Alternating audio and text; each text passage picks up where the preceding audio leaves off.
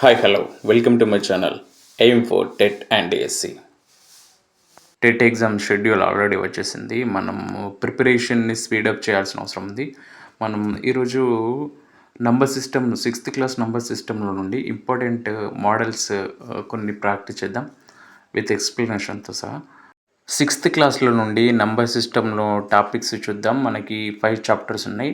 Knowing our numbers, whole numbers, playing with numbers, integers and fractions and decimals.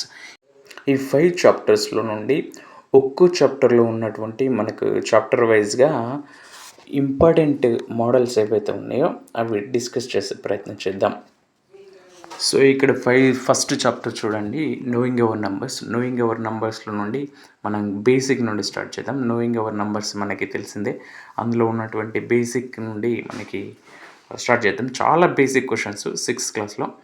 చూడండి ఇక్కడ 85 is rounded of 2. చిన్న క్వశ్చనే, confusing ఉంటుంది. మనం ఇక్కడ ఈజీగా 70 డిలీట్ చేయొచ్చు, 79 కూడా డిలీట్ చేయొచ్చు. ఆప్షన్ 4 ఆప్షన్స్ నుండి మనకి 80, 90 ఇవి రెండిట్లలోనే మనకి ఆన్సర్ ఉంది. సో మనకి ఇవి రెండిట్లో నుండి మనం 85 రౌండెడ్ అప్ అనేది జనరల్గా 90 తీసుకుంటామండి. మనకు చాలా బేసిక్ క్వశ్చన్ని కన్ఫ్యూజ్ అయ్యే అవకాశం ఉంది కాబట్టి ఇక్కడ డిస్కస్ చేశాం.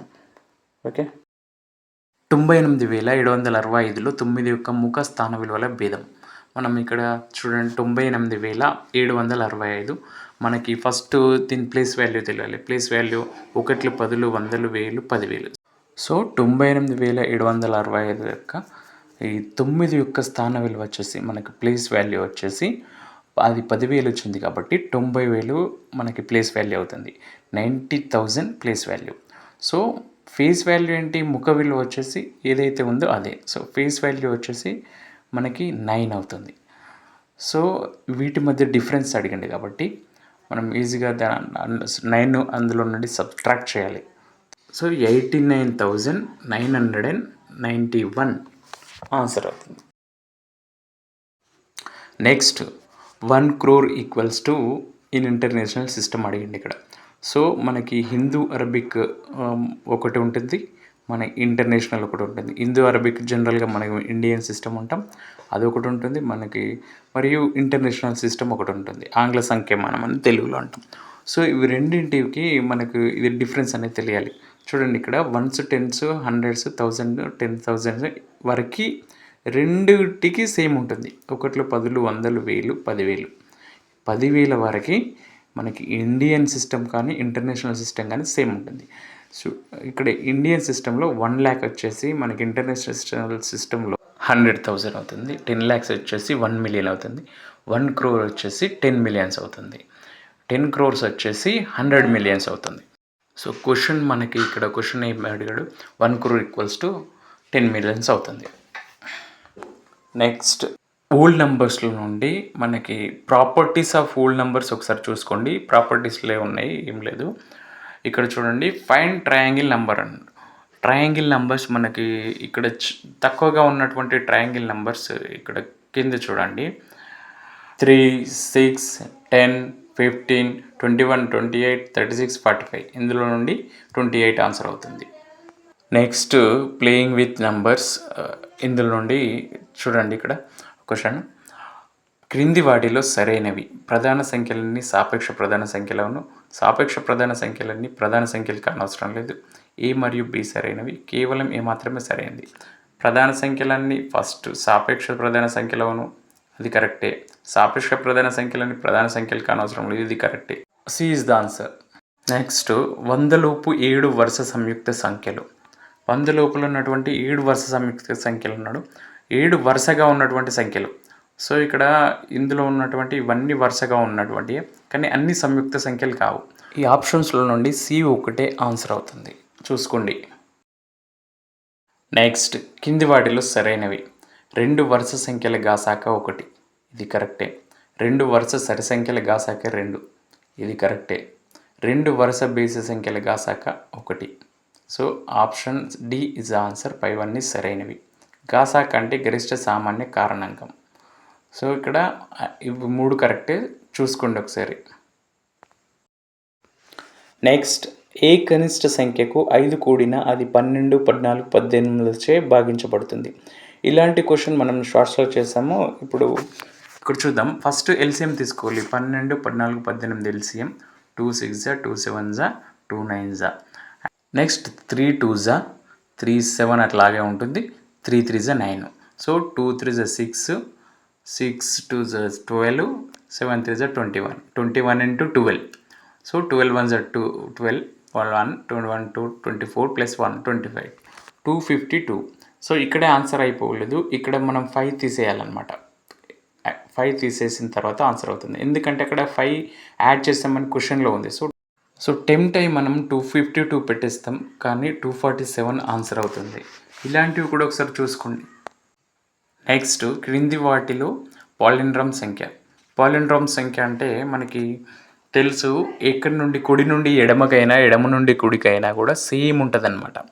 సో ఇందులో ఉన్నటువంటి ఆప్షన్స్లో చూడండి, ఇందులో ఉన్న ఆప్షన్లో B1 మాత్రమే ఎడమ నుండి కుడికి కుడి నుండి ఎడమకి సేమ్ ఉంది. సో పాలిండ్రమ్ సంఖ్య అనేది మనకి సరి పాలిండ్రమ్ సంఖ్య అనేది 11తో డివిజిబుల్ అవుతుంది. అది ఒకటి గుర్తుపెట్టుకోండి. నెక్స్ట్ క్రింది వాటిలో కాప్రేకర్ స్థిరాంకం ఇది. A 6114, B 6714, C 6741, D 6147. So ఇది ఖచ్చితంగా వెరీ వెరీ ఇంపార్టెంట్ అండి. సో ఇదండి ఖచ్చితంగా బట్టి పట్టి గుర్తుపెట్టుకోవాలి. మనకి ఇక్కడ 6174 అనేది ఆన్సర్ అవుతుంది. దాన్ని బట్టి పట్టినా పర్లేదు, ఖచ్చితంగా గుర్తుపెట్టుకోండి.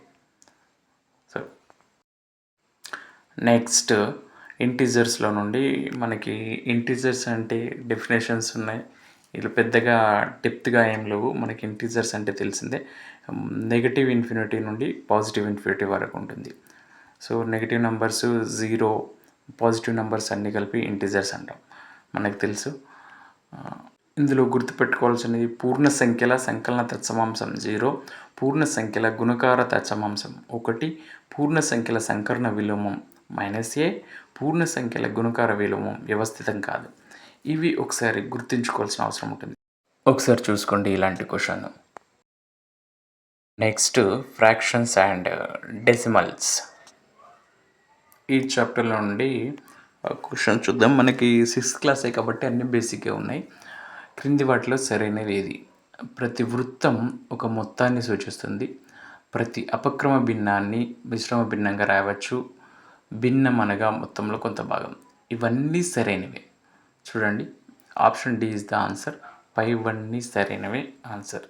ఇవి ఒకసారి గుర్తుపెట్టుకోండి. ఆప్షన్స్ ఇచ్చి కన్ఫ్యూజ్ చేసే అవకాశం ఉంది కాబట్టి ఖచ్చితంగా ఒకసారి గుర్తుపెట్టుకోండి. మళ్ళీ ఒకసారి చూసే ప్రయత్నం చేయండి. నెక్స్ట్ 14.7లో దశాంశ భాగం విలువ. సో ఇక్కడ చాలా కన్ఫ్యూజింగ్ క్వశ్చన్. మనకి దశాంశ భాగం 7 అని తెలుసు, దాని యొక్క విలువ అన్నాడు కాబట్టి ఇక్కడ 7/10 ఆన్సర్ అవుతుంది. 14 అనేది పూర్ణాంక భాగం అవుతుంది, 7 అనేది దశాంశ భాగం అవుతుంది.